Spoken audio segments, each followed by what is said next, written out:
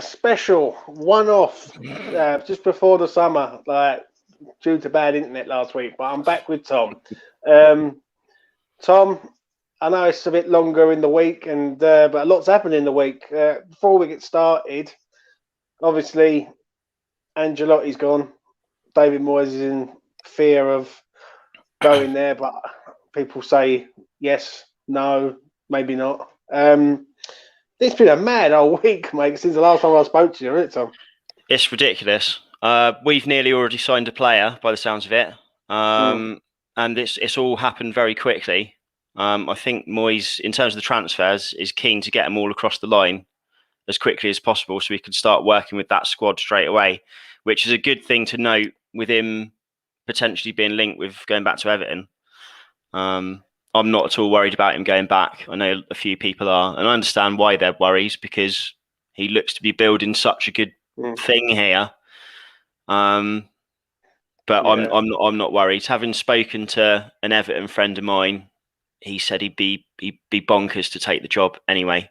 And they were kind of in a bit of a false position, he felt. And it was only down to Ancelotti and some of the players that he attracted, like Rodriguez, that they were in the position they were in. They're so inconsistent. So it'd be interesting to see who goes. I reckon. I don't think they'll attract a massive manager, to be honest with you, because there's so many jobs up for grabs. As much as I hate to say it, someone's going to pick Tottenham over Everton, aren't they? I think. So, who do you think will go there? I reckon they will potentially go for someone like Sean Dyche. Actually, I think he's been at Burnley for a long time now, and I want to. He's been given so much praise as a manager. I want to see if he's going to be, if he has earned his right to move up, move up a level, or whether he's going to be a bit like Eddie Howe was, like the best thing since sliced bread at Bournemouth. Yeah, but had a stint at Burnley and miserably failed. He's ended up. He was looking like he was going to Celtic, but that all broke down. So I'm very interested to see how Howe does in his next job. And Howe is an Everton fan, so he would be another one that's in the running. And I wonder if it was supposed to be to do with his backroom staff why he didn't go to Celtic. But I wonder if he knew the Everton job was coming up. And he might be holding out for that. That's a good fit in Howe, considering, like, I know they done well at Bournemouth. I know they got relegated in the end, but their budget was not as big as Everton, so to speak. But like, do you think he would do a job there, like, or do you think Everton might go to another like big name? Like, because let's be honest, and when they got Ancelotti, everyone raised eyebrows and went, "Wow, Everton are massively punching." But the only problem is with it now is that other big clubs come in for your big managers and they go. That's what we said about earlier, wasn't it? I think Ancelotti is slightly different because I've heard him talk before, and he's always hinted at taking a project like that, almost stepping down a level to take that, whereas you wouldn't necessarily hear that off the other big hitters. I mean, Mourinho still out of work. I don't know. I don't think they'd go for Mourinho, and I think he'd probably want a bit of time away. But he likes coming back and proving people wrong, doesn't he? So, I really don't know. But I've just got a feeling it might be somebody like Dyche or Espirito Santo from Wolves, maybe. Yeah, I agree. Well, it's going to be a new Premier League next year, but let's get into this. Let's get into our ratings from last year. Yeah. And we're going to start off in goal with Mr. Lucas Fabianski. Thoughts? Yeah, he made one massive mistake against Newcastle, didn't he? But that's really it. I think he had a very solid season, and he made some really important saves at times. The Spurs game comes to mind. He made a couple of really important saves when we were 1-0 up. When we went 2-1 up against Palace, right at the start of the second half, he made a save as well early on in that, even though we were absolutely dominating the game. But he's just had a really solid season. And if he wasn't the age he was, and if he wasn't starting to pick up injuries before kickoff, I don't think I'd be thinking about replacing him. But I think that's where we're going. I'm going to give him a 7, though, James. I think that's a good solid 7. Like he's made one high-profile mistake, and most keepers make one a season. I don't think you can hold that against him. Who would you like to see him replaced by? Johnston for me. I've said Johnston for about 3 months now. Yeah. I like him a lot. A lot of people have talked about Ramsdale. I don't know if other people can see things in him that I can't. But I've honestly never rated Ramsdale. I mean, I'm not a top level goalkeeper, so I'm not the best in forms. But he seems very flappy, I think. And I mean, he was on the fringe of getting called up for England, but I know there's lots of questions to be asked about Southgate's squad. But the fact that Johnson's one of the 3 is another thing to consider. And have a bit of tournament experience. The only thing I'll say about Johnson is when I watched him against West Brom, I wasn't impressed. Like when we played West Brom at 2 games back, like before the end of the season, I just looked at him. I just thought, you know what? He's not. I just don't see it. Like, you know what you said about I agree with you on Ramsdale. I think Ramsdale's not nowhere near good enough. I think he's a championship goalkeeper at best. Yeah. When I look at Johnson, I see the same sort of thing, but on a bit of he's just better than Ramsdale. If that makes sense. And I think we've got to get a goalkeeper. We can't go down the Roberto route of trying to get a goalkeeper. Oh no! Who like, goalkeeper and striker are the most 2 important things in your team because one of them scores your goals and one of them keeps them out. But I agree, mate. I think Johnson, if he can get worked on, he might be a bit better than what we've got. Do you know what I mean? Yeah, and I think what we've also got to be is realistic. I think there's a lot of very good goalkeepers out there that are better than Johnson, but we're working to this supposed budget of £85 million.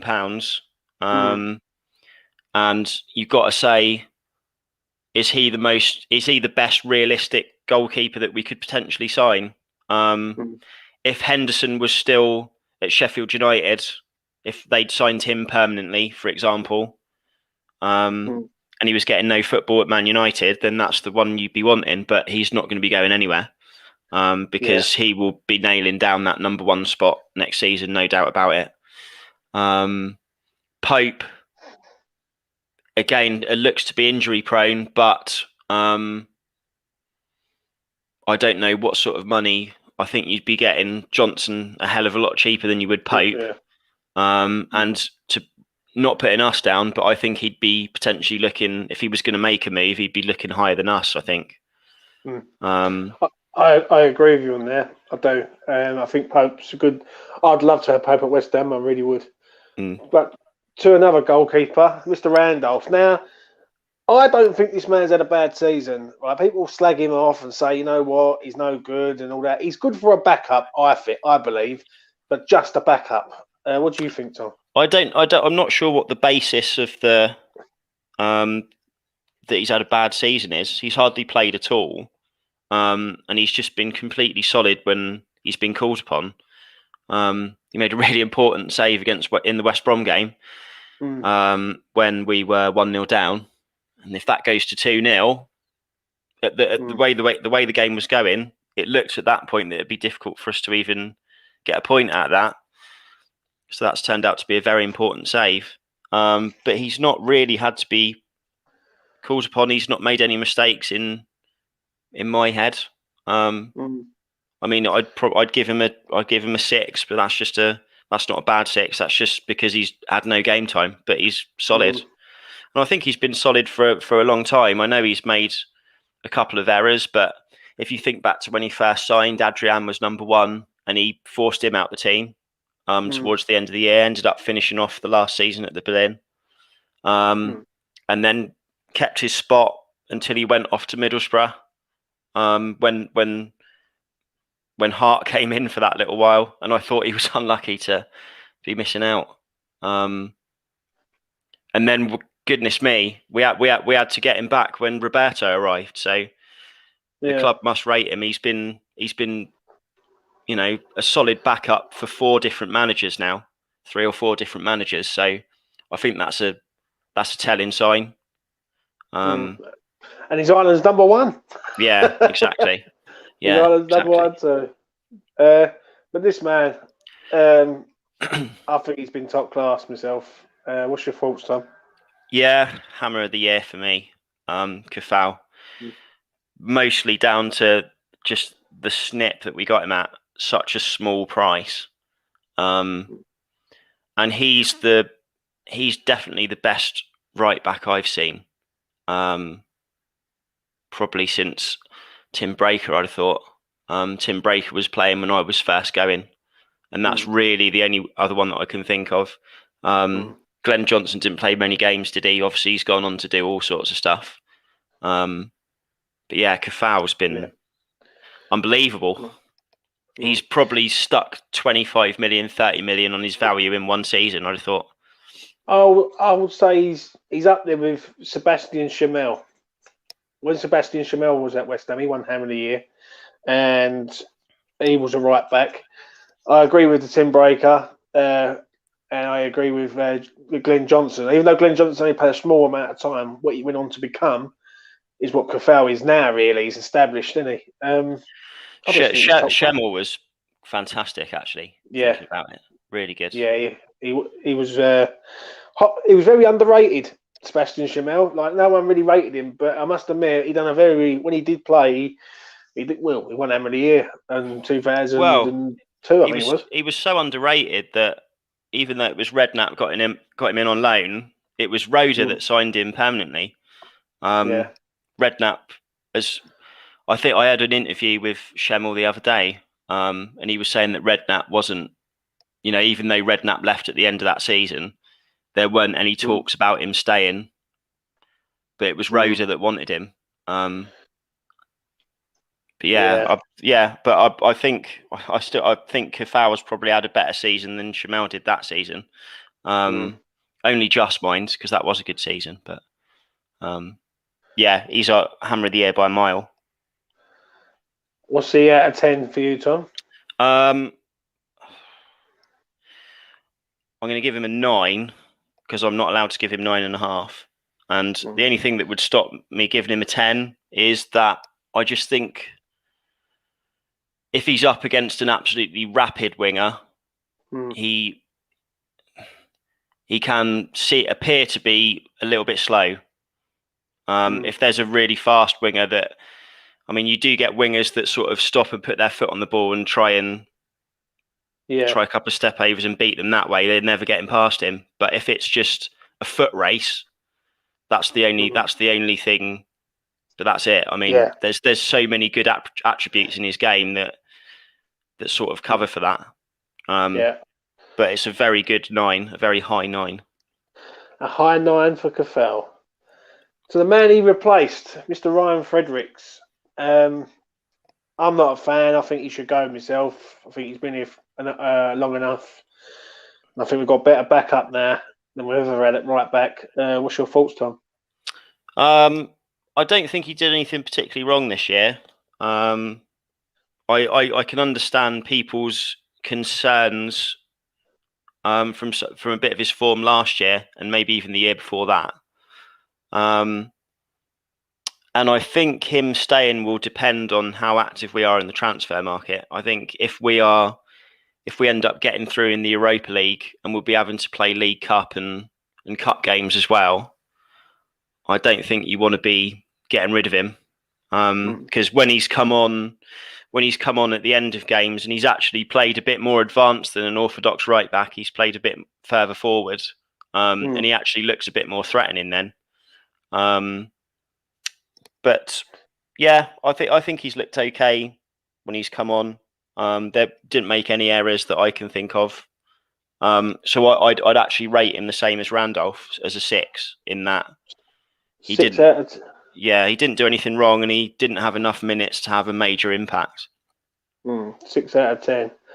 Another player who I'm going to get to, Mr. Ben Johnson. Now, I feel sorry for this man. I really do. He's played in every position other than the one that he actually normally plays in. Played left back, left wing back, defensive midfield. I think he did play right back once this season, and that was in the FA Cup, I think. Or I might even be wrong on that. Was that wasn't the Doncaster game, was it? I think it was the Man United game. Man United game, yeah. He was set up 5 at the back, and Kafal played as the centre half. That's right. I don't know what to say about this geezer, Tom. What do you think? He made his debut, I think, under Moyes against City, I think, and that was the time that Moyes was there the first time round. Yeah. And I thought, bloody hell, what a player we've got here. And he looked absolutely fantastic. And I just think, and I don't know if it stemmed from us fancying Ngakia over him. I mean, Ngakia got a few games towards the end of last year, and I don't know if that sort of dented his confidence a bit.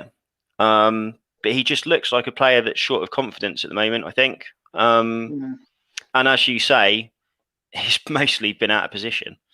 There'd been players that would have kicked up a fuss and go, well, that's not my position. I'm not playing there. So, yeah. I don't think there's a lot. But again, he just look at times he looked like he'd just a lack of confidence, I think. And I'm certainly not writing him off. He's a young kid, and in time, I think as long as Kafal's there, he's not going to nail down that spot. But he could be really important in the Europa League and in the cup games. So yeah. He could learn quite a lot from Kafal, I believe. What do you rate him out of 10, Tom? I'd give him a 6, I think. I just think he just through his lack of confidence, you can tell that he wasn't confident at times. I think back to the City game where we lost 2-1. He looked a completely different player to the Johnson that made his debut that first time round. But do you think though, Tom, that people sort of go, right, he's a right-footed player on the left-hand side, push him onto his left, he's as good as like ineffective, basically. Do you know what I mean? That's the problem with him. But I do agree with you. He needs to. I want him to stay and learn from Kafal. I think he can be a top talent in the future, 100%. But this man, Mr. Cresswell, give me your rating for him, mate. I think it's his best season since his first year with us. When Allardyce picked him up, so important for us with his assists and all sorts of stuff like that. His contribution to goals has been absolutely fantastic. I'd be giving him a 9 out of 10 as well. Not as high as Kafal's because I thought Kafal has had a better season. But he's a fantasy football dream. Picking up the the assists and the clean sheets. He's got so many points this year. Great season. And that all stemmed really from at the start of the year, we were playing 5 at the back and he was one of the 3 centre halves. The left-sided centre half. And that seemed to almost get his confidence back. And then at times he's been shifted back to left back again. And he's as close to the player we had in that, was it 13-14 or 14-15 season where we snapped him up? Yeah, I agree. I think he's been top drawer, mate. I really do.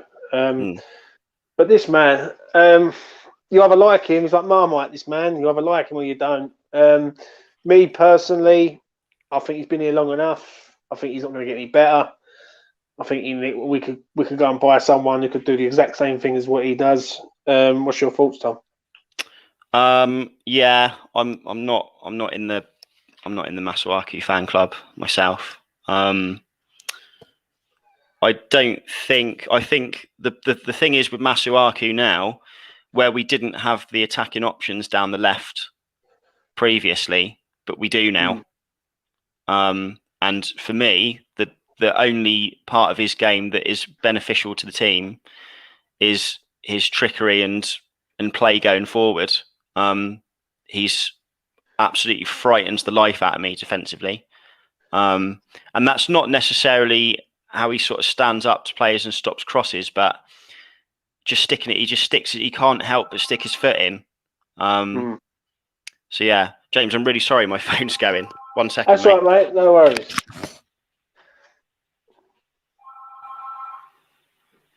He'll be back in 30 seconds. Hello. Hello.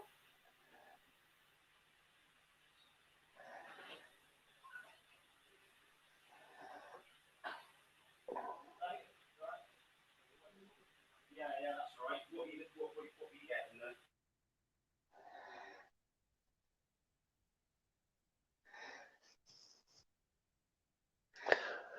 Well, I think Masuaku has not been great.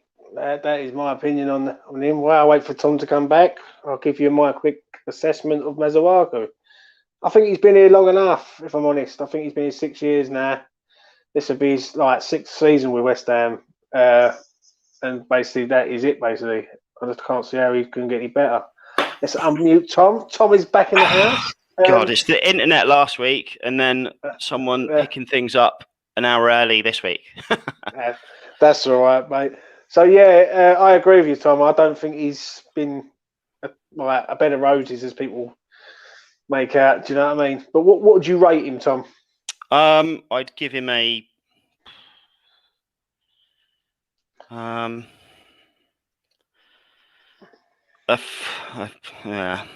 very low 6, I think. Maybe even lower than that. I don't know. I'm thinking back to the game against Liverpool. As soft as you could argue that penalty was, he still stuck his foot in. There's absolutely no need for him to stick his foot in. And in these days with VAR, you cannot give anybody an opportunity to dive because that is what VAR has brought. It's brought a diving mentality, and people are rewarded for initiating contact. And if you stick your foot in, it just makes it easy to do. Whether it would have been a foul 10 years ago or not, it doesn't matter these days.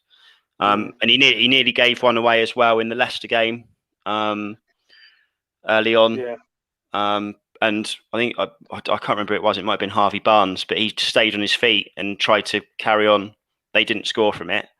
But if he'd just fallen over, that would have been a penalty.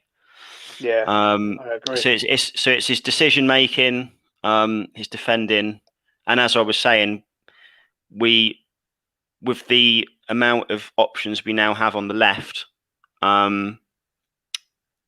it's not someone you don't now think, oh, we could do a Masuaku going forward today. There's just too many options, and I think it's not an area of the pitch where I think we're light, and it's not an area on the pitch where we'll need cover for a build up a game. So I think if someone's coming in for him for any sort of money, I think you'd probably be snapping their hands off. For me, anyway. I know other people feel differently, but I'm not a fan. So 5 or 6 for you? I will just purely for I was so annoyed that we lost that game at Liverpool, and that was the catalyst for it, I think. I know we got ourselves in with a chance of getting a point out of it in the end, but just for that alone, I'll give him a 5. I was so annoyed because we deserved at least a point out of that game.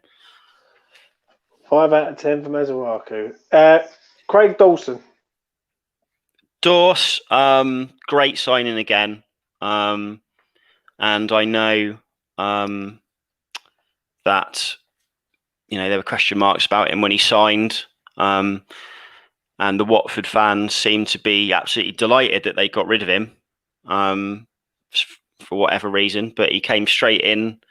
The Saints game was his debut, wasn't it? I think. And was absolutely solid, and was solid for a good proportion of that season. And I think he did have a bit of a patch where, and I don't particularly blame the own goals on him because they are unfortunate. I think it is difficult sometimes.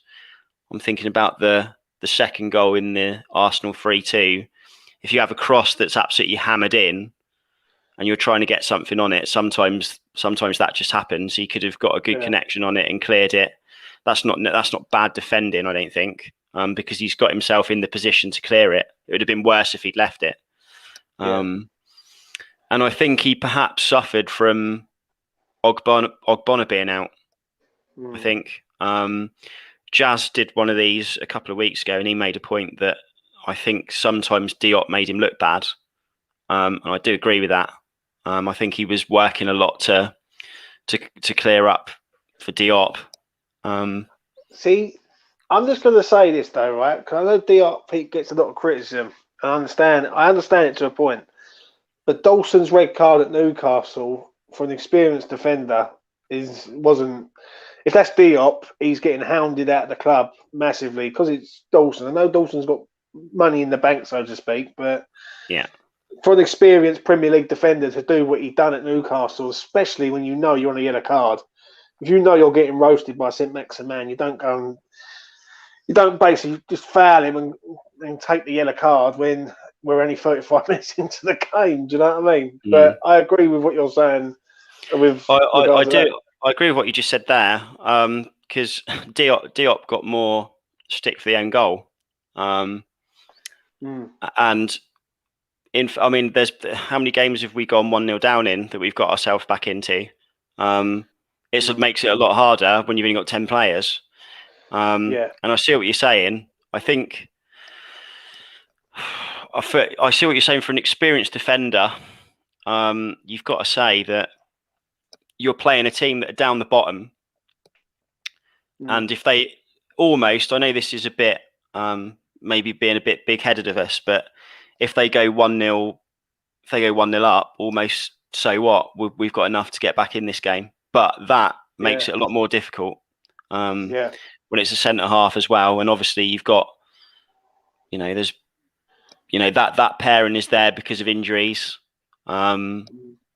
So I agree with what you're saying. Let's be honest, Tom. If that was Diop who done that, people would be going absolutely mental, like at that sending off, and saying, "What are you doing? You're not good enough," and all that. Don't get me wrong. I agree with you. Dawson's had a really good season for us, and I like Dawson, but it's sort of like Diop will make a silly little mistake, and people will say it's all Diop's fault. He can't do this, can't do that. And there's been a few times where Dawson's made a few little errors, and people have gone, "Oh, that's all right," so to speak. You know what I mean? But I'll tell you what, though, James, it's mate. That's not just us. That's not just that position on the pitch. There's so many players. Well, there's more players in this team where that happens. But you see it all the time that people get more stick than others for whatever reason. I don't know what it is. But it's just purely for that. If he'd have played, if he was as consistent as he was when he was starting that sort of first 10 games when he joined, and if he'd have continued that through all of the season, he'd be getting a 9 off me. But I will give him an 8, and it will just be that period of time where his form seemed to dip a bit. But I'm not. I thought it was a good point that Jazz made about him being alongside Diop. I don't think he can be completely blameless, is what I'm saying.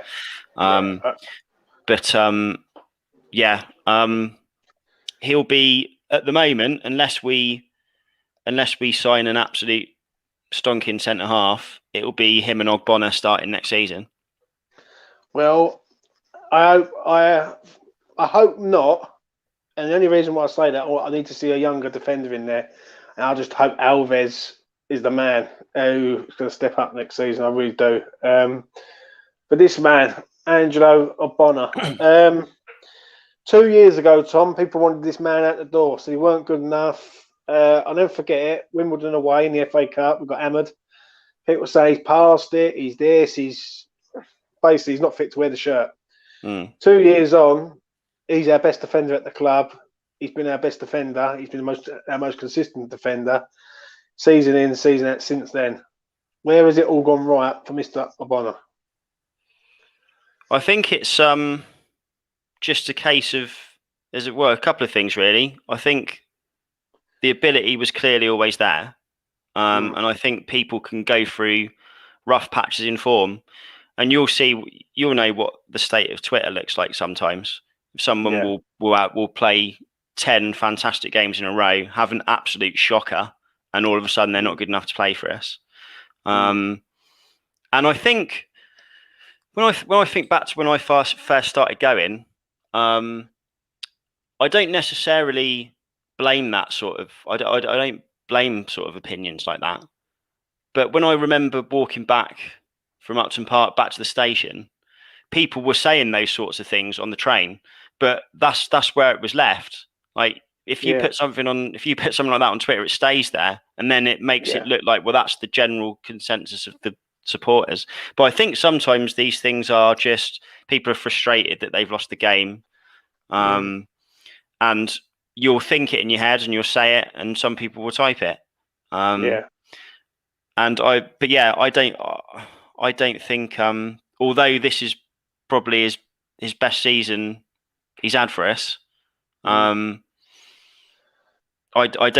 certainly don't believe. I didn't think he was bad as what people were saying at that time under Pellegrini. The squad were coming in for some serious stick at that time because we were looking like, with all that money that Pellegrini blew, we were going to be going down. And I think when it's the complete opposite to what we've been this year. If you get yourself a good dressing room and you get a good bunch of lads together and you put a string of results and performances together, that mentality and positivity will carry you up the table. And it is the exact opposite if you lose a few games and everybody's a bit down, and then you've got players that don't, stick a foot in when they should do and aren't up for the fight of being down there. We basically that year had a team full of flair players that weren't up for the fight, basically. And that rubs off on the whole team. Similarly to how positive it's been this year. But yeah, if he hadn't have had that injury, he'd have been up there for Ham of the Year, no doubt about it. Yeah. But so I would give him I'd give him a 9 as well. And that's basically just down to his defensive performances, but also the really important goals that he scored as well. He scored a couple of winners. Absolutely terrific. And let's just hope that was a one-off injury and he's not going to be out for periods of next season, because having a settled back two is so important. I agree there. I actually do think if he don't get injured, I actually believe we do get Champions League. That's even though we was only 2 points away from it, or 3 points away from it. I believe one of them games we lost or drew, we would have turned into a win because of it, because him being there. I agree with that. But we're going to come to this man, Mr. Issa Diop. Now, you either love him, you hate him. Some people say he's the future. Some people say he's got to be sold. What do you think, Tom? Can I say I don't mind him? Yeah. I think he's just perhaps another confidence player. When he that first year he signed, and it was him and Balbuena together. The year we finished about mid-table under Pellegrini, about 10th, didn't we? Yeah. Which we needed. Off the back of the relegation seat, the year we nearly went down the year before, we needed a solid season, and we had one. And I think him and Balbuena, for the majority of that season, looked very good. And there were people talking about United coming in for him for 50 million. Flipping heck! If somebody came in with £50 million tomorrow, I'll go and pack his bags for him. But that's just purely for the amount of money. I think he will still have an important part to play next year, especially if, for example, we don't get a centre-back in. Alves doesn't turn out to be the player that people were talking about. I mean, we signed that guy Cardozo, didn't we? Who everyone was saying, well, this guy will be in and around the first team, and he just hasn't settled, and he'll probably never get anywhere near the first team. So let's just hope Alves isn't that. But let's see. I'm not decided on him yet. He's shown what a good defender he is, and he's shown it in that first in that first season, and how good a footballer you are doesn't just disappear overnight. And I think the fact that he was, what would have dented his confidence is that when Dawson came in, who would have been signed as cover, ended up sort of even taking his place on the bench, and then him moving into the first team would have done his confidence no good at all, because he'll, as a player himself, he'll know that he's out of form. So if he then starts getting dropped and, everybody looks at, he'll know what everybody's saying on Twitter and stuff like that. It's going to affect his confidence in it. And I know that it's easy to say, well, this is their job, they earn this much money, but they are still human being, aren't they? And it's going to affect you. And I just hope that, because I think, the good thing with Diop is he's got a lot of years on his side. And you could argue that this is the period of his time at West Ham that Ogbonna was going through. When you mentioned a minute ago about him potentially being asked to leave, or fans want him to leave. Let's hope it's the same, and then he'll get more games, because we'll have more games, and hopefully he can lift his confidence up. And the good thing is that he's in a team at the moment that is absolutely just full of positivity. It might be a different story if if we were down the bottom, but we aren't. We're sort of starting to make our mark on the league now. So what would you rate him out of 10, Tom? I mean, I can't give him any more than a 6, because I don't think he has actually played very well this season. He came in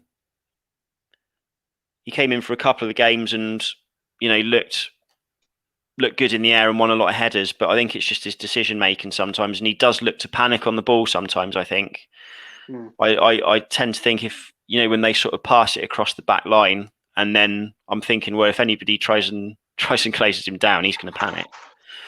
But let's hope it's just inexperience. Let's just hope it's there's time on his side. And I'm not wanting him out just yet. No way.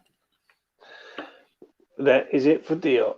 Yeah. Mr. Balbuena, give me a rating, Tom, of his overall time at West Ham. Solid. There's absolutely nothing wrong with him, really. I don't think he can be a bit slow to close people down at times. I think I can't remember for the life of me which game it was, but there was a game where he stood off someone and they had a shot and scored. It might have even been Tottenham, actually. Was it Son's? Was it the goal Son scored to put him 1-0 up? He just stood off him, let him shoot. And if you don't let him shoot, he hasn't got the chance of scoring. But overall, I think, as I mentioned, that partnership he built with Diop when he first signed looked really solid. And we thought, what did we pay for him? 3.5 million?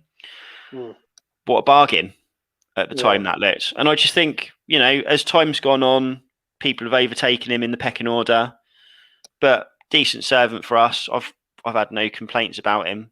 I don't think he's anywhere near our first choice centre back, and that's not his fault. He's, how old is he? Late 20s, early 30s. I don't know. Yeah.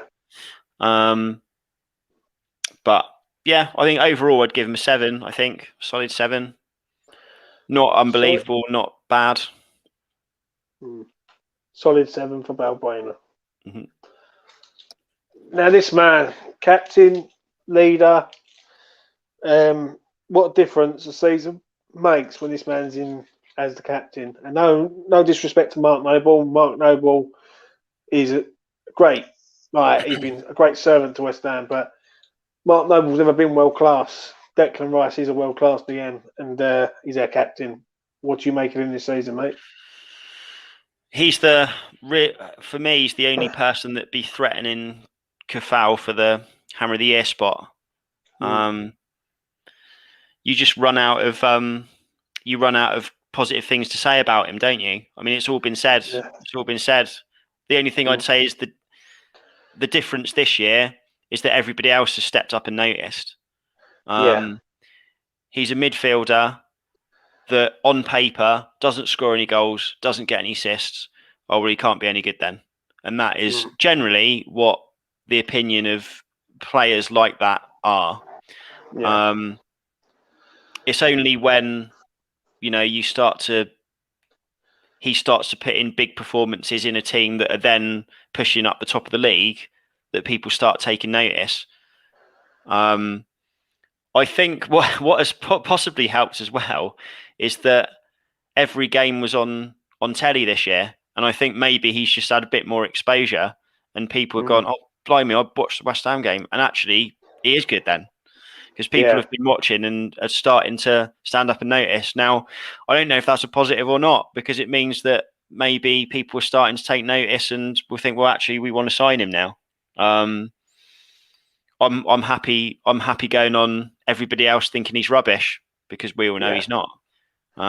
So you'll carry on thinking he's no good, and we'll just carry on winning stuff.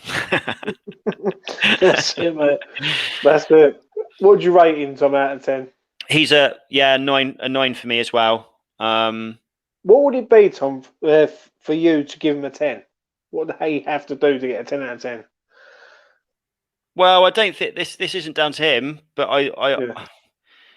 it's nothing to do with the players, but it just in my mind, if you have a season that's 10 out of 10, you've won the league. Or won something. Yeah. I like what you're saying, yeah. It's nothing to do with his performance. It just seems weird. If I was to go through and give Souček, Kafau, Rice, Cresswell 10 out of 10, you think, oh, well, what did you win then? If they all got 10, but we didn't. And I know that's above us at the moment. Yeah. And we'd have absolutely snapped anybody's hands off for 6th at the end of last year. That's all it is. And if we'd have qualified, for the Champions League, I'd give him a 10. I don't know. Yeah. But it's nothing that he's done. It's just that's just the way my mind works. 9 out of 10 it is. Just quickly before I move on, when you was naming them people, the only one that I would really give a 10 out of 10 to is Kufal. Because I think, and the reason why I'd say that is because he's come to a new league. He's 5.4 million. He's come from the Czech league to the Premier League, and he's obviously a massive difference in West Ham this season on that right hand side, and even defensively, like organisation is just like we used to concede a lot of silly, stupid, sloppy goals, but this season we haven't so much. And I think he's been phenomenal. And he's the only one who I would probably give 10 out of 10 for this season. But this man has also been top quality. This man has also scored many goals this season. How have you made of Thomas Souček's first full season at West Ham? I'd like to say I was surprised that he was going to be our joint top scorer, but we had a little taste of it at the end of last season, didn't we? Just how threatening he is. And when he went through that period of time where Rice was out, that's the only reason I think I'd mark him down, because, and I don't think that's necessarily his fault. I think that there was just probably more onus on him to sit further back, and maybe not. There's probably maybe a bit more pressure on him when he was going forward, because I think his goal contribution is he contributes with a goal or assist once every 5 games, and I think it was 9. Was it 9 games Rice was out? And I think he only had. He was out for 6 weeks, so whether that is, I think it's like 6-7 games. I think he missed something like 9 games, and I believe in that time he only had 1 assist. And I think that's not necessarily anything on him. I think it's probably the amount of opportunities he had to go forward waned slightly with Rice being out. But I think he's going to score an absolute hatful in Europe if we get through the group stages, depending on the draw. When's the draw, James? Do you know? What's that? Europa League draw? Or, yeah. 27th of August. 27th of August, right? Okay. Yeah. So I mean, if we get through the group stages, and to be honest with you, looking at the teams in there, we'll get one big side, one probably similar to us, and then probably one worse than us. I think you've got to be expecting to go through. No, West Ham probably beat the best side in our group, and then lose Beat the against best side home and away, and lose lose to against the someone poor. terrible. Yeah, At least it won't be Astra though, because they're not in it. Thank God for that. You know what I mean? Yeah. How would you But rate him this season, Tom? I'm going to give him. I've got 8 written down, but I'm going to give him a 9 now. I've changed my mind. I'm going to give him a 9. He's absolutely been brilliant. Oh, actually, I've got a stat. I've got the stat written down here, James. Sorry. He with Declan Rice in the team, he contributes to a goal once in every 3 games, and his goal involvement was once in every 6 when he wasn't playing. Yeah, and for a DM, let's be honest, that's very rare, isn't it? It's like I know Kante done a masterclass against City. Yeah, he The did. weekend, but Kante don't really have a lot of goal involvements or score many goals. But there's the example. Yeah, Because Rice doesn't play for, in inverted commas, a big 4 side. He's not going to get noticed. And say hypothetically speaking, if Leicester had finished 6th or 7th the year they won the title, still had a good season considering they were absolute. I tell you what, it was Cresswell's first season, and I saw us beat them 2-0, Leicester, Upton Park, and they looked dreadful. And I thought, well, they're down. They'll finish bottom. No problem about it. But they picked up some wins from somewhere and stayed up and then went on and won the title. But if they'd have not won the league that year, would Kante have got the credit that he deserved? I don't know. And he's gone on to play for Chelsea. Yeah. Who knows? Because he's similar in that he doesn't have the goal contributions, but he just makes that team tick from defence to forwards, same as Rice does. Yeah, I hate to say it, but we're as far as I'm concerned, we're under pressure now to start winning stuff. If we're going to keep him, he's not gonna stick around. If we're on the fringes of Europe every year, we're going to need to get some consistency and start winning things, I'm afraid. And I don't blame him either. I agree with you. Because as far as I'm concerned, he could be one of England's greatest ever defended midfielder players. And I put him in with Carrick, and I put him in with, everybody else that's played in centre mid for England that I've seen. I agree with you there with Rice, and obviously with Souček. I think both of them are so valuable to our team now. It's unbelievable. But this man, good servant, Robert Snodgrass, signed, got criticised by the board. He wasn't good enough. He went on loan. He come back. And now he's left permanently. Give me a rating, Tom, of his overall time at West Ham. He's just treated absolutely appallingly by Brady in particular. Yeah, and I love it how he sort of stuck it to her a bit as well, didn't he? He had a bit of a response, and he came back in, and he was been a really solid player for us. He went on that season loan at Villa, had a great season, went up with him. And he's just an absolutely brilliant pro. And I know the squad were disappointed when he left. But he wasn't going to be with our midfield and stuff like that. I just wish that he'd stayed one more year, and he'd have got some games this year, no doubt about it, because he'd have been very important in games, in the cup games and things like that.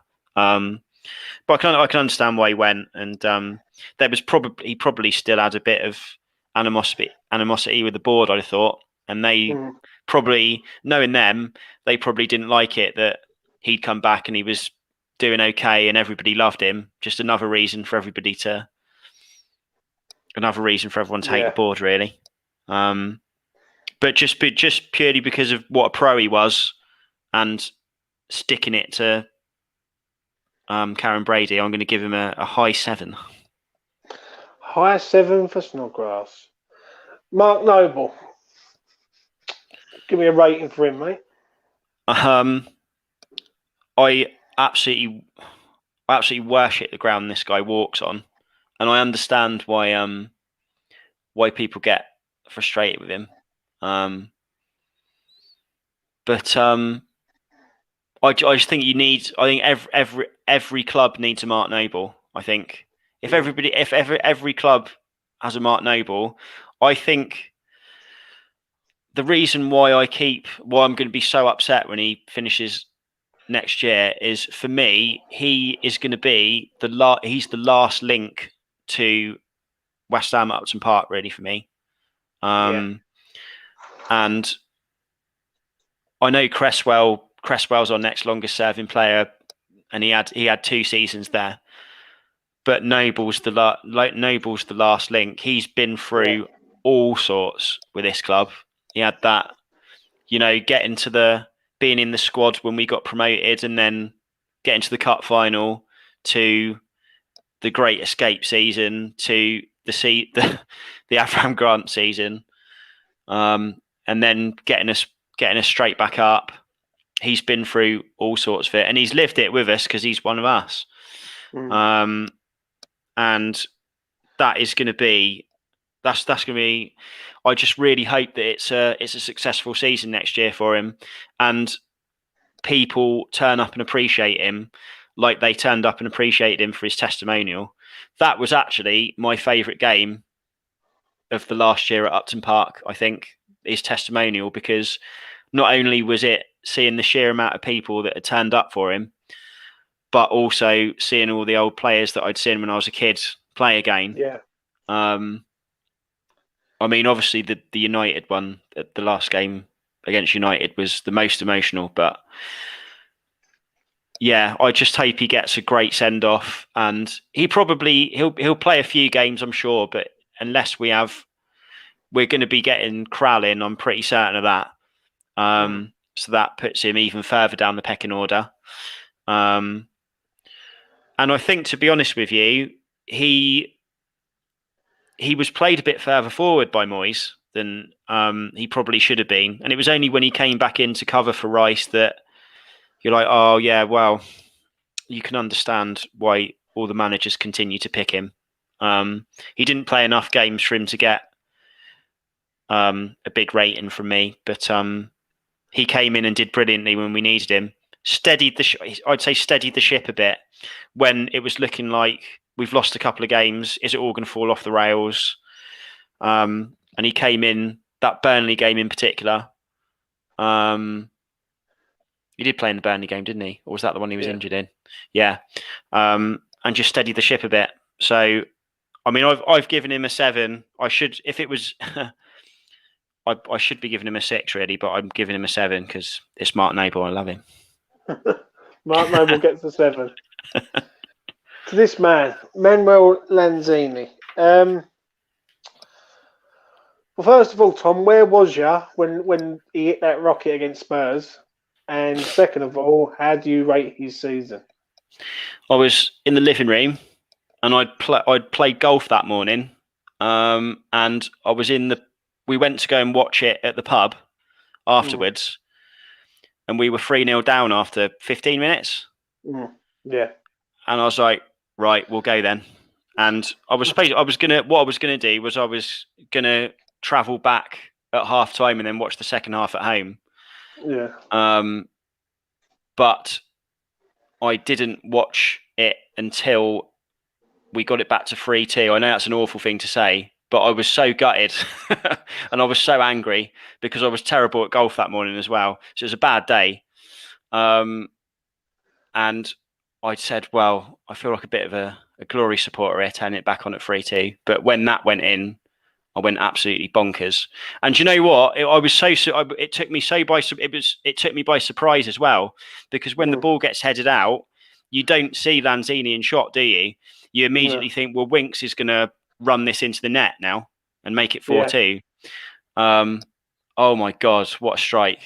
I went absolutely mental. And my eldest lad, who he's 4 now, and he's just starting to get into it.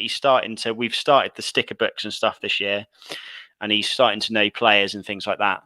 But I think I scared the living daylights out of him that day, because I've then got my wife, who absolutely hates football, then consoling him in the kitchen, saying, "Why do you get so angry? Why do you get so angry?" But yeah, can't really explain that one, I'm afraid. I But it went agree, mate. absolutely bonkers. I agree. I went mad. I was mad. I was mad after 30 minutes, seeing how bad we had played, and I was getting a lot of abuse, especially from Tottenham fans who I know, saying like basically a lot of stuff. And yeah, when Balbuena scored, even then I thought, you know what, if we're going to see this, they're going to see this out 3-1. It's going to be a consolation. Mm. I think the goal that they scored, we scored a minute later. Then we sort of went, hold on a minute, we've got a chance now. But that was the exact moment I reached for the remote when the second one went in. I was like, you know what? I think we've got a chance now. And then obviously he scored that weldy. Like it's a 1 in 100 shot for Lanzini. But for it to go right in the top corner, and I must admit, I did put some few Facebook statuses up and to all my Tottenham fans, like. But yeah, I think the goal gets 10 out of 10 for me all day long. That's goal of the season, definitely. I think so. I think so. But you know what though, Tom? In 1-1, I'm glad people could watch it, because I think a lot of West Ham fans would have walked out after 15 minutes. Yeah, they would have gone, you know what? Well, I walked out of the pub with no intention of watching the rest, because it was an onslaught. Yeah. I was worried that they were going to do a Southampton. Yeah. And we were going to lose 9-0, because that's what it looked like. Yeah, we didn't have a foot in the game at all. But there we go. I'm sure Arsenal fans were thinking the same. But no, obviously coming back from 3-0 down is unbelievable, but against them as well just makes it doubly special. Absolutely brilliant. How would you rate him for the season, Tom? I'm going to give him a 7 for the goal alone. Yeah. And I just think he's just never recovered from his injury, mate. I don't think. I'm afraid I can't see us having the same Lanzini back. I'm afraid. He played centre mid, didn't he? One game and then got injured again. And people were sort of saying, oh, well, maybe that's our centre midfield backup sorted then. Lanzini's got a new position, but not for me, mate. But I also can't see him going. He's not first team quality now, I don't think. He might come on in games. He might come on in games to if we're losing, and you never know, he might pull something out the bag as a centre attacking mid. I don't know. But I can't see anybody coming in with money for him, I don't think. Unless one of the promoted sides picks him up, maybe, I don't know, for a bit of experience. But he'll be a Europa League Cup player, I think, next year for me. Yeah, I agree, mate. I really do. But for that goal alone, thank you, Manu, because that was one of the moments of the season, that was. I totally agree with you on that. Pablo Fornals, you either like him or you don't. You appreciate him or he's overhyped. What camp are you in, John? I like Fornals, actually. But he needs to contribute to goals more. Yeah. Very, very simple as that. You can see why he's in the side. Because he is a Moisey type player. He does get back and tackle, and that's fine. But you potentially don't want one of your attacking spaces used up by someone who's going to be tracking back and tackling. But I'm not going to criticise Moyes, because he's got us in this position. His goal involvement is so much lower than the other players that play across the middle there. Goal just over every 3 games for him, whereas it's every 2 games for everyone else. And I just, he's missed a few big chances as well. Obviously scored 2 really important goals against Saints at the end of the season. But I really like him. his passing's pretty good. He makes a lot of tackles. But I say his passing's pretty good, but it's not anywhere as good as the other midfielders. I think, yeah, it's just his lack of putting the ball in the net and creating goals. I think that is why he's rightly criticised. But I don't think, by the same token, when people say he's awful, he shouldn't be in the side. I mean, that's too far. Yeah. But this was an interesting stat that I found out about Fornals. Is that even though his goal contributions weren't great in terms of scoring and assisting, he actually made the most passes out of anybody in the whole squad that led to somebody having a shot at goal. So he's creating chances, and I think that will go back to the argument that we're going to probably have about Ben Rama in a minute, about his season would be rated so much higher if people had stuck the ball in the net off the back of his passes. And maybe that's the same for Fornals, I don't know. But the only thing I will say with that, though, Tom, is Ben Rama's been here 9 months. Fornals has been here 3 years. Yeah, that's the only thing. That's the only thing I can sort of. That's the argument that I can sort of back up with. Don't get me wrong, I like Fornals as a player, but I feel when he plays in that attacking third, he should be doing a lot more. He should be scoring goals for starters, and he should be getting more assists. I can't disagree with that. Yeah. He is one of the most frustrating players in the squad. He can be the best player and the worst player in the same game. Yeah. And he misses absolute sitters. I remember the Tottenham game. He missed an absolute sitter from like a yard out, and that was at 3-0 down. And he's missed a few times this year, even against Brighton. As recent as Brighton, he goes through on goal. He gets the shot and falls over. So, yeah. What'd you rate him, Tom? What's your rating? I'm going to give him a 7. I think I wouldn't give him any higher than a 7. I don't think. Yeah, I agree with that. That's exactly what I rated him. Another player, Jared Bowen. Another player who he's the man who's disappointed me the most this season, because I was expecting Jared Bowen to kick on and become top draw. He's been top, but he hasn't been top draw this year. But how would you assess him this year, Tom? I think he gets a lot of credit for the amount of running that he does. But I think for the amount of games he's played, his pass completion rate is 68%, which is the lowest of all the midfielders. 5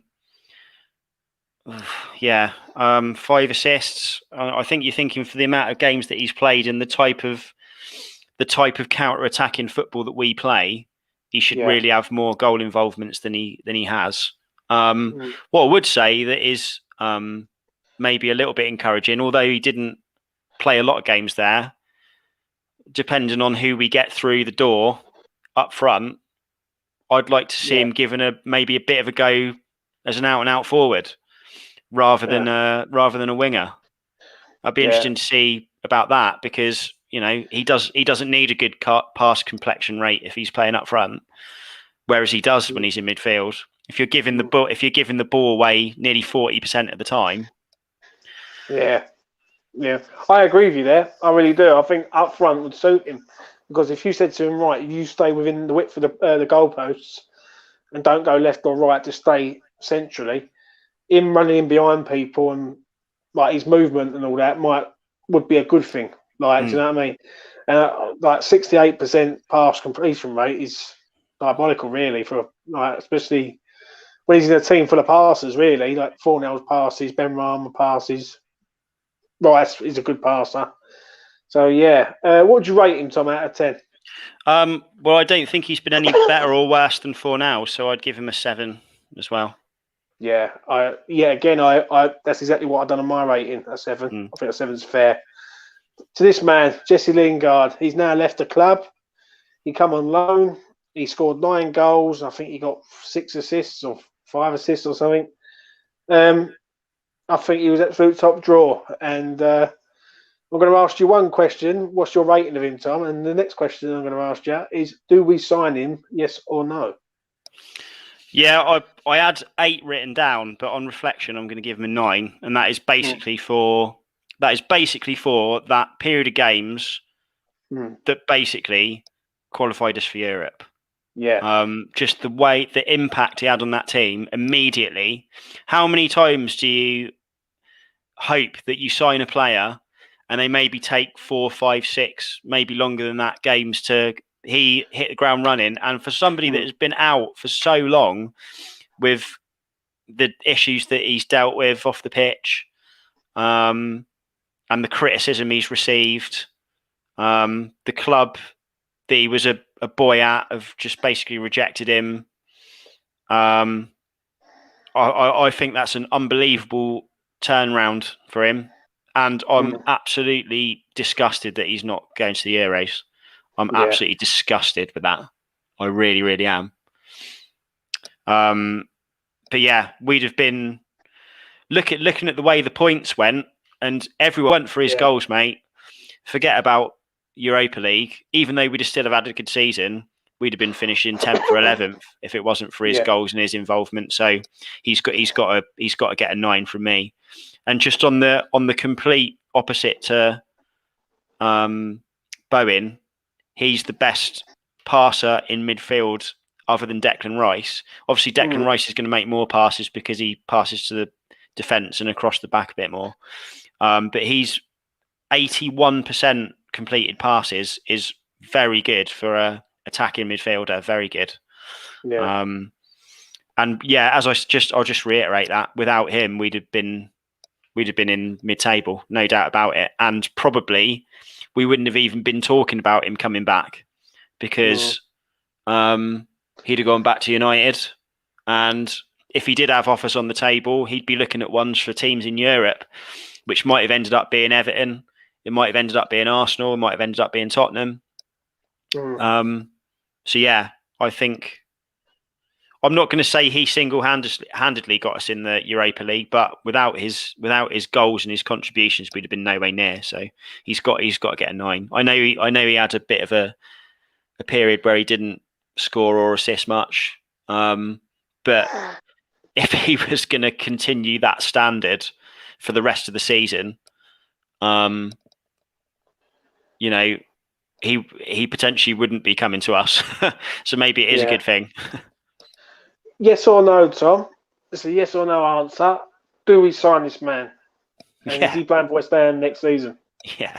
Yeah, we've got to sign him. I think he'd actually be silly to not, if that makes any sense. It's almost been a rebirth of Jesse Lingard, the player that we saw as a young kid at United. So exciting, had a really good World Cup, and then for whatever reason, he had struggles off the field, didn't he, and fell out of favour, and nearly had a year out of football. Basically, he probably would have been on the point. He probably would have reached the point where he was having the conversation with himself: do I want to continue playing football? He probably would have had that thought in his head. So to come back from there, and have the season he's had, even the half season he's had, has been wonderful, and he's clearly so popular in the squad that I think it'd be more. We'd be affected more in the dressing room. Well, sorry, we'd be affected in the dressing room as much as we are on the pitch if he doesn't sign. And I know people are sort of saying, well, Pereira's possibly a better option, but I don't understand that thinking. I know he's a good player, but you've got a player that's proven it at your club. You don't know if Pereira's going to settle. You don't know if he's going to hit the ground running as soon as Lingard did. Lingard will be coming back into an environment that he knows, and he'll know that he'll get a starting place nailed down, hopefully. And I think it'd be silly for him to not sign, basically. Yeah, I agree with you, mate. I really do. I really hope he does sign and all. But let's get to this man, Mr. Saeed Benrahma. Now, if you've watched my stuff on different platforms, I've backed this man up for a hell of a long time, Tom. People actually turned around and said at one point about selling him in the summer. which I think is crazy. We loaned him, we signed him in January, and now people want him sold. Can you explain that to me? No, I can't. That's nonsense. He has just not got enough game time.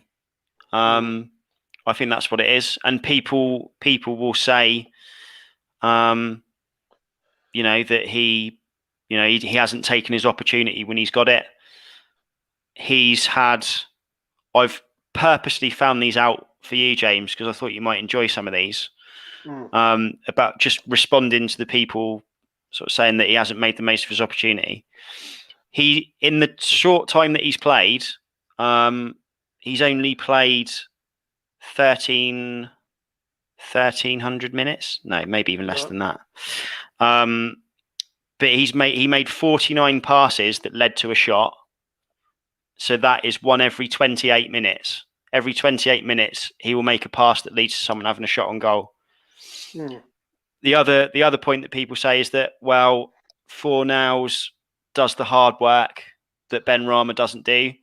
Ben Rama made 24 tackles in the period of time that he was playing, which is one every half a game, which is exactly the same as Fornals. So even though he has made fewer tackles in total, in his game time, he's as effective tackling as Fornals is. And that's the biggest argument that I hear about why Fornals should always start ahead of him, because of the hard yards he puts in. But if you're talking in terms of tackles, he's exactly the same as Fornals is. He should have more assists. When we were looking at the big chances missed earlier, he's created 5 big chances that have not been converted. So if you put that on top of his assists, I can't remember how many assists he's got. I think it's about 5. Is that right? 5 or 6? Assists. Yeah. So if you go on and making 10 assists, I don't think people are having that conversation. And the only thing that would mark him down, and I think you would probably agree with this, James, is that he hasn't, in the time that he's got, he hasn't scored enough goals. No. He's missed 3 big chances himself. And that would be the only one that would mark it down for me. But with the time that he's got, I think it's and I'm in no way criticising, because it is so important in life that people disagree with each other. It is so important, because if everybody agreed with each other, it would be a very boring place, and maybe these sorts of channels wouldn't be as successful as they are. It's so important to challenge, and if you disagree with something, put your point across, but I would disagree with the opinion that he hasn't made the most of his opportunity. In terms of goals, yes, but and you're either a stats person or you're not. I'm not usually, but I thought I'd find some stuff out about Ben Rama. If you are a stats person, people say the stats don't lie. And the stats say that he, in terms of the games that he's played, he's got the best passes that lead to a shot rating every 28 minutes. The next is Fornals with every half. It's every half a game. And he makes more tackles than people think. I think people see him not track back maybe and think, well, he's not up for the fight and whatever. Do you think though, Tom? Do you think that it's because the West Ham fan base thought they was getting Payet 2.0, because he hasn't turned into Payet 2.0? Everyone's going, oh, he's no good, so to speak. Maybe, but what I would also say is that Payet had a full season, and Ben Rama hasn't. And unpopular maybe, but I went to quite a few games that last season at Upton Park, and there were games that he might not have had a kick for 80 minutes, Payet. Overall he had an unbelievable season, but to say that he was world class every single time he pulled a West Ham shirt on isn't correct, in my opinion. He was absolutely brilliant, and at that time West Ham had the most informed player in the world. I think he was just at the peak of his career there that season. Yeah, he was. And we had one of the best players in the world at the time. I'm not disagreeing with that. And maybe you're right. Maybe there is a bit of Payet syndrome about it because you're seeing a very similar sort of player. And you're maybe looking at his record for Brentford and thinking that's automatically going to translate. But people wanting him out, not for me, because I actually do think he's maybe not made the most of his opportunity in terms of his goal scoring, but he's done more than enough for me to make sure that we aren't selling him. I think you'd be absolutely crazy to sell a player like Benrahma. Absolutely crazy. And even if he does end up being, for whatever reason, Moyes. I mean, I don't know if I subscribe to that. He's got a very specific agenda against him. There are times he's been left out where you're thinking, I'm surprised he hasn't started this game. I can't remember which way round it was. Did he start against West Brom and not against Southampton, or did he start against West Brom and not against Southampton? He didn't start one of those games, did he? I can't remember which one it was. No, he didn't start against Southampton. He started against West Brom. So he started against West Brom, come on from the 70th minute. And the thing is, Tom, we all know when the ball goes up from a substitution, when Bowen's coming on, you know who's getting subbed straight away. Now, Benrahma I thought Benrahma had a good game against West Brom. I really did. I thought he was alright. I thought Jesse Lingard was poor. I thought Antonio was not great either. But it's like the moment the ball goes up, we all know Benrahma's coming off. Yeah. So to speak. Do you know what I mean? Yeah. No, I agree with that. And the Fulham game was the weird one for me. That's the one that I always think about. That's the one game where I've literally thought, what? When the board went up. And it has happened a couple of times this year, but that was the one. We'd stayed in that game, and maybe we didn't deserve to get anything. Maybe we didn't deserve to get anything from the game because I don't think we particularly played particularly well. But I think when you're playing the sort of football that you play, where it's counter-attacking, you're maybe not expecting to have a lot of the ball, and you have your creative players at the other end of the pitch, and they will do their thing when they need to. So I thought that was Moyes thinking, right, we'll take a point now after 70 minutes. And at 0-0 against a team that, although they're the better side of the night, are still down the bottom, are going to be getting edgy towards that last 5-10 minutes. Yeah. And as we have seen, we've got a player there that can just create something out of nothing. Same as Payet did. He'd not touch the ball sometimes for an hour, and then he'd just produce 2 unbelievable passes that led to 2 goals, and it shows up 2 assists Payet. And you're thinking, well, he had a good game then. Yeah. So what would you rate Benrahma, Tom? Give me your rating. I'd written down 7, but I've talked myself into, with my own information, upgrading him to an 8. So I'm going to give him an 8. Yeah. That's fair enough, mate. I will know more next season when it comes to Benrahma. As I say, I will know more. This man left in January, Sebastian Haller. Give me a rating, Tom, of his overall time at West Ham, please, mate. My exact note says 7 and then scribbled out and then a 6. So I obviously changed my mind. So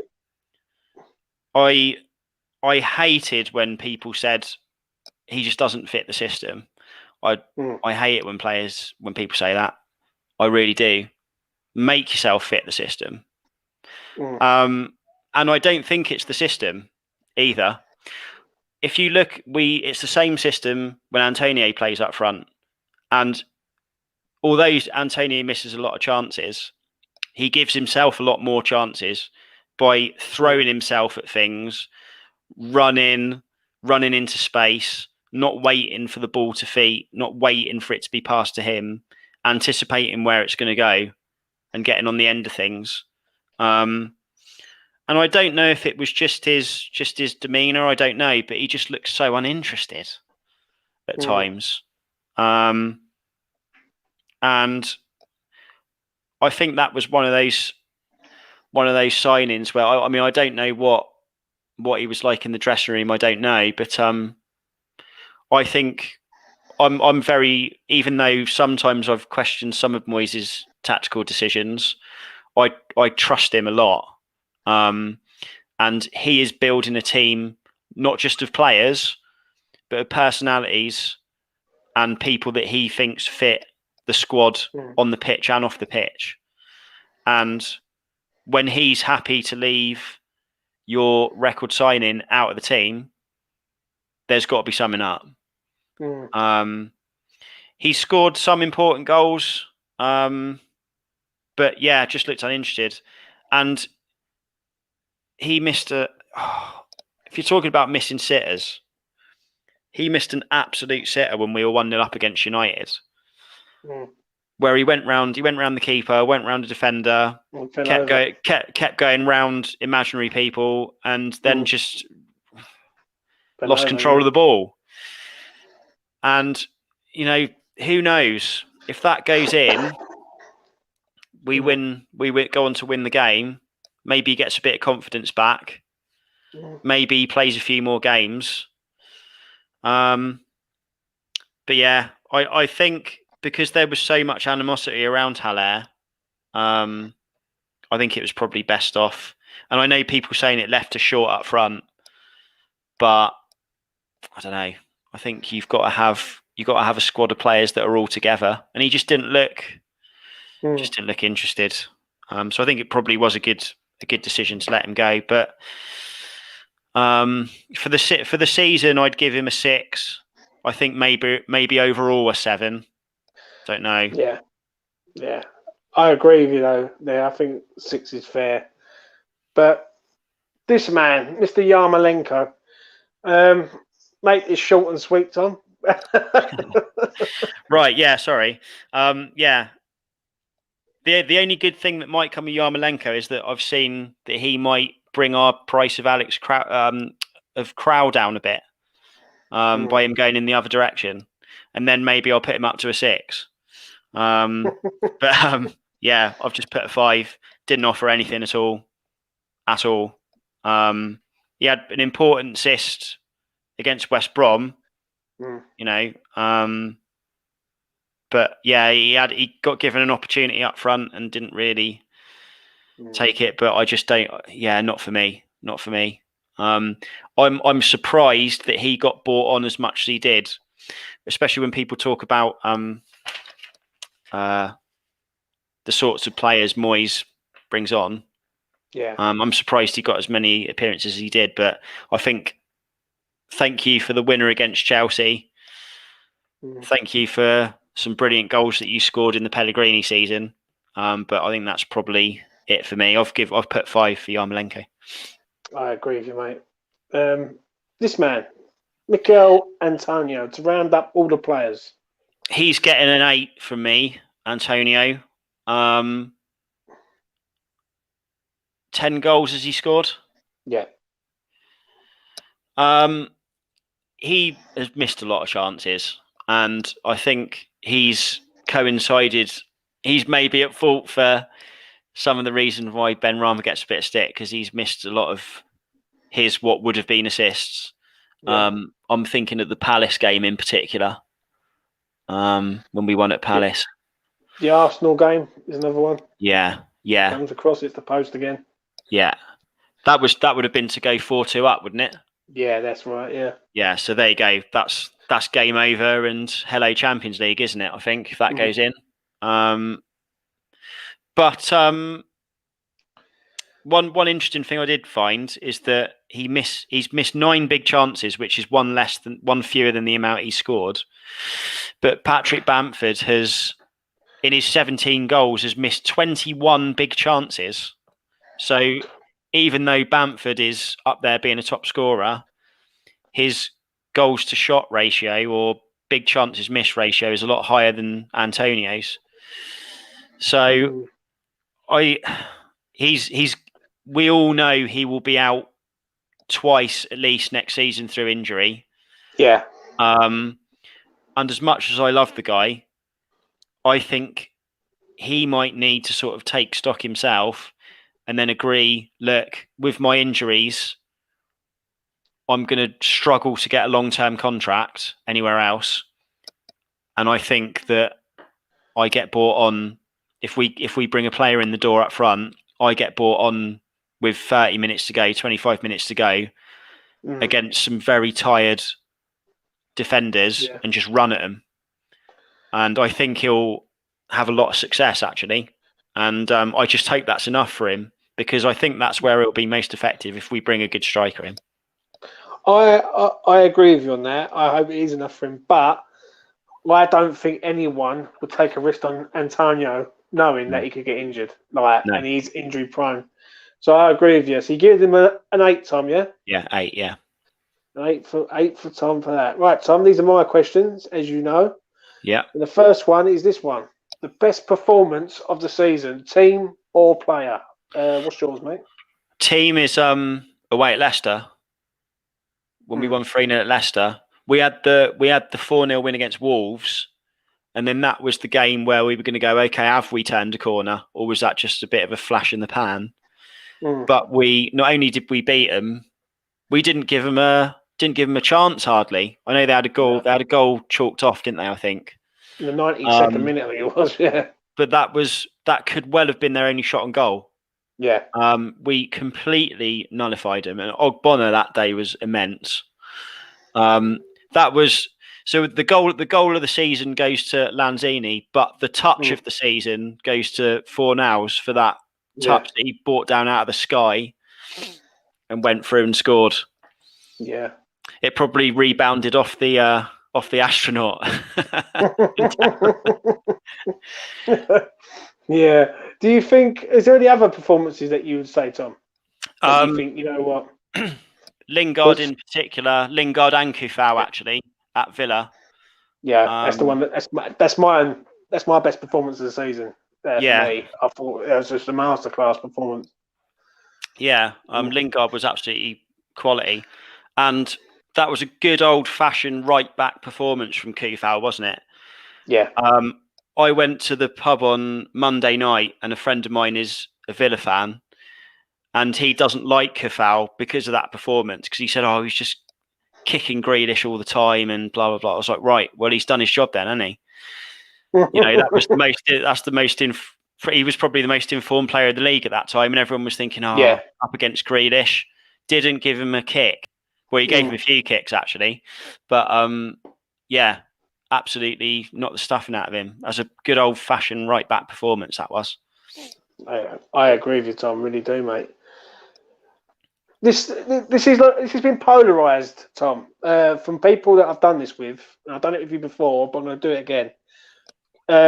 Obviously, the summer window, in hindsight, was a good window because the players have all performed. But could we have done a bit more in the winter window?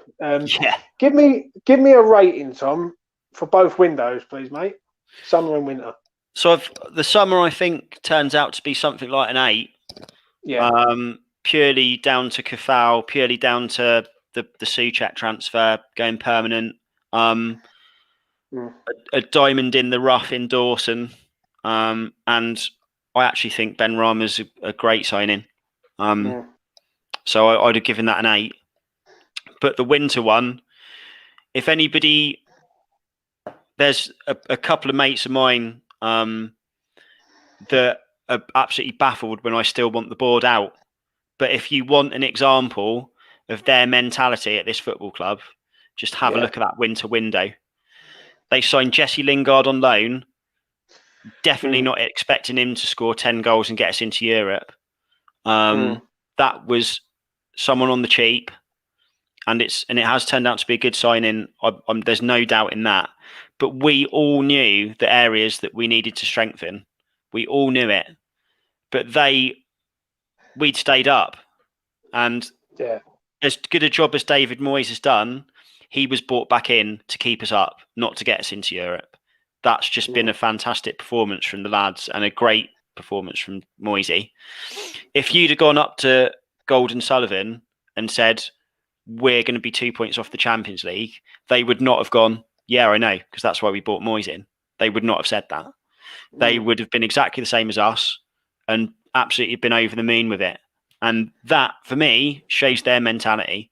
And they've got a real opportunity now. They've had a year without fans giving them stick. They've had a year and they've had that successful season. Now build on it. Do what you promised to do. You've taken us away from that ground. None kicking and screaming. And people, I know everybody always says it, but we were convinced that it was a good move because of what they promised. And as good a season as this has been, they promised regular top flight, regular European football. So they've now got to back themselves now, which they did not do in the winter. What an opportunity to go and nail down that 4th spot.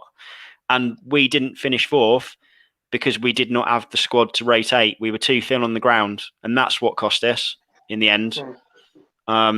So that was down to them. So the winter window only gets a 7 because of Lingard, but it would have been lower. Yeah, I agree with everything you just said there. And this summer will decide it for me where our ambitious owners are. If they are ambitious for the club or they are ambitious for money. Yeah. But I totally agree with everything you just said there, and you just bang on the money. And finally, Tom, to round it off, mate, Moyes is backroom staff. I'm gonna give him a 9, because that is way above expectations. It'd have to be a 10. A 10, as I said, would have been winning something. And I know sometimes that there's a bit of a question about some of his lineups and some of his decision making. Games where we've picked very defensive lineups against certain teams. But what I would say is that none of us truly know how fit everybody is. And he might not have the full squad available that we think he's got. Nobody ever knows. And he has to rotate as best as he can because we aren't a City, we aren't a United, we aren't a Chelsea. We haven't got an array of players that can be rotated. We don't have that. So I think he's got to try. He's just tried to manage it as best as he possibly can. And it's only that, I mean, I believe he gave a target in Al Nesri to the board and it was too expensive. So he gave him his target. And no doubt Sullivan had a list of players under Will Salthouse that he wanted in. But Moyes, I'm so trusting of him. And I understand the criticism of some of his lineups, but the overall riding feeling in my mind is that guy's qualified us for Europe. Whatever those arguments are, whatever he's done, it's not on him that we didn't finish 4th, as far as I'm concerned, but it is on him that got us 6th. Yeah. So I give him a 9.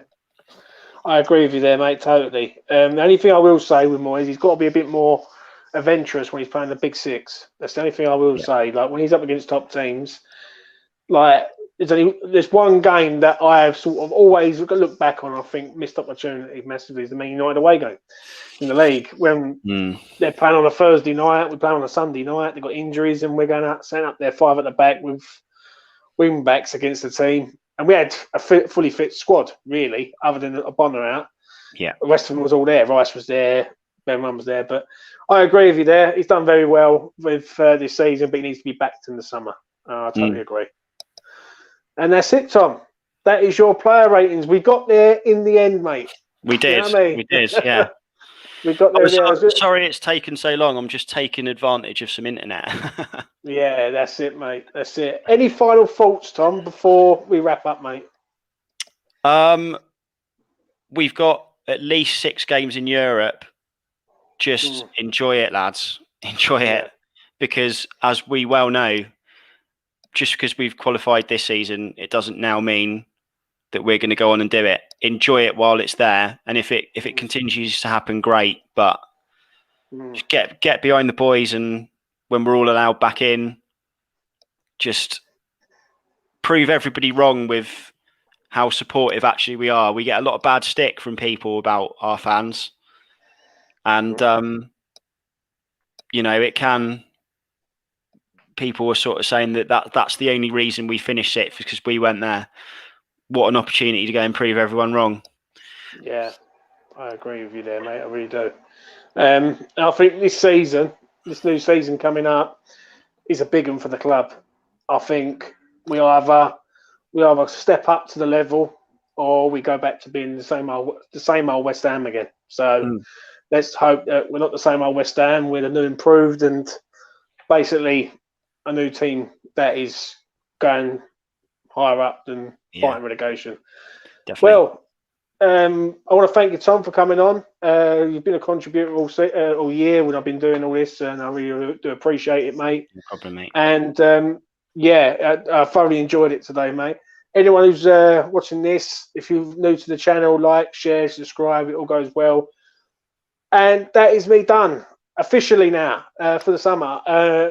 I'm going to enjoy the Euros. I'm going to hope that England do well with our 45 right backs that we've got. And let's not talk about that because we'll Don't get me started. We'll be here for 3 hours. I know, mate. I know. But I want to thank everyone for watching. Do take care of yourself. Enjoy the summer and be safe. Take care. Cheers.